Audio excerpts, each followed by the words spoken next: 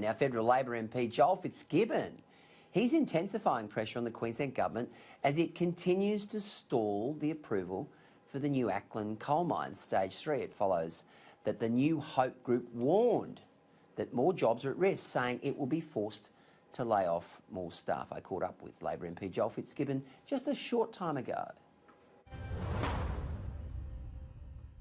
Well, I don't see any reason why it should not proceed. I mean, the Supreme Court made its determination some time ago, and there is no merits-based argument now for it not to proceed. I do understand it's difficult for the Queensland Government because it now has this High Court case hanging over its head, and I can understand absolutely why the government would want the legal processes to run their course before giving final approval. But when you think about it, Peter, that's a risk for the government, for the company to take, not for the government. If the company wants to proceed, invest and start expanding the new Acland mine, even though the High Court challenge is hanging over its head, then that is a matter for the company. I think it's been through all the hoops, and I believe it's time we got on with it. And Joel, let's not forget that the Palaszczuk government did indicate prior to the last election that as long as the Supreme Court and the judicial review was given the green light, that they would approve this. And also, let's not forget that there are green activists that are the ones who are actually taking this to the High Court. This has already been going on for 13 years. It could go on for another 13, the way things are going. And that is the important broader point, Peter. We now face significant sovereign risk in this country when investors look to Australia and they learn about processes which take more than a decade without delivering an outcome still, then they are more than likely to put their money somewhere else. They could go to South America or to Africa, for example, and that means a loss of significant jobs and wealth here in Australia. And let's not pretend that this is the only example. Not that long ago, a company called Equinor withdrew from the Great Australian Bight and its plans to drill for oil there, oil we desperately need as the Bass Strait fields continue to decline. And I know that there are a number of reasons for their withdrawal, but one of them, no doubt in my mind, was the legal action being taken against the approvals they had been given. Now, we see this happening regularly. Mining companies, resource companies generally, should not expect to secure a yes every time they seek an approval, but they should be able to reasonably expect an answer in a reasonable period of time.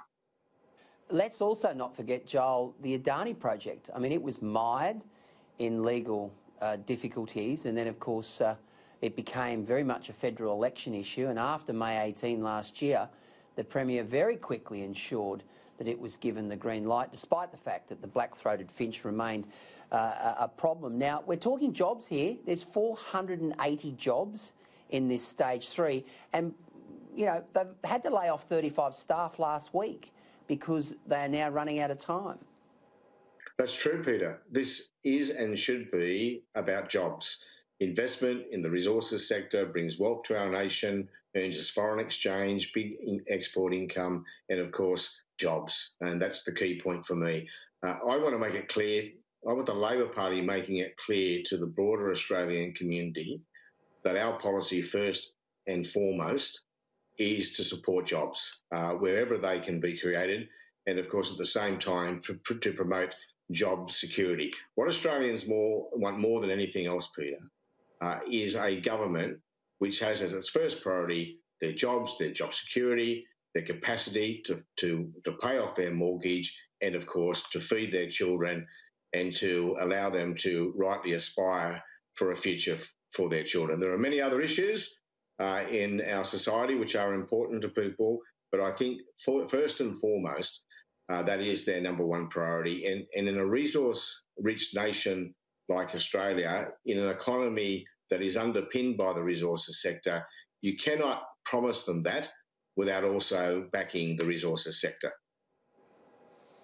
Now, this has put you at odds with your Queensland counterparts. Have you written to Anthony Lynham, the Mines Minister, and given him your thoughts on this particular proposal? I'm not so sure it does put me at odds with the Queensland government in terms of the merits of this project. There's a difference. It's just a different point of view about whether the approval should move forward while ever the High Court is considering the application which is before it. So it's not a wide gap. I mean, the Queensland government, the current government, has approved a very large number of coal mining projects in that state over the course of the last 6 years or more. They are supportive of the mining industry.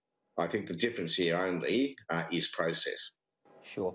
And look, before we go, I know on Sunday you referred to the Eden Monaro by-election victory as an ugly win.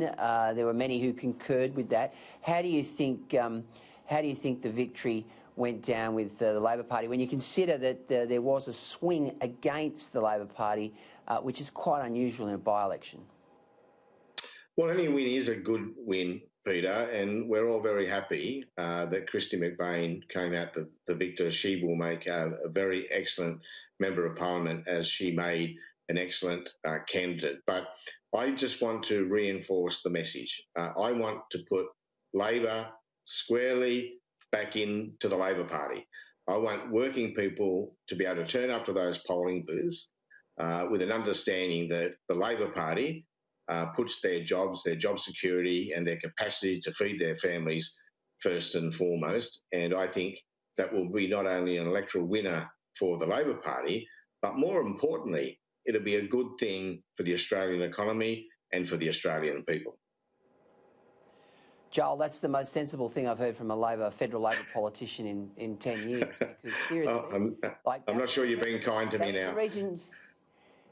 That was the reason you lost in central Queensland. Seats like Flynn, Dawson, Capricornia, Herbert, they went by the wayside because, Shorten said one thing in St Kilda and another thing in Gladstone. I mean, if you can maintain that sort of rhetoric, is there a chance next time? Joel Fitzgibbon, thank you for joining me.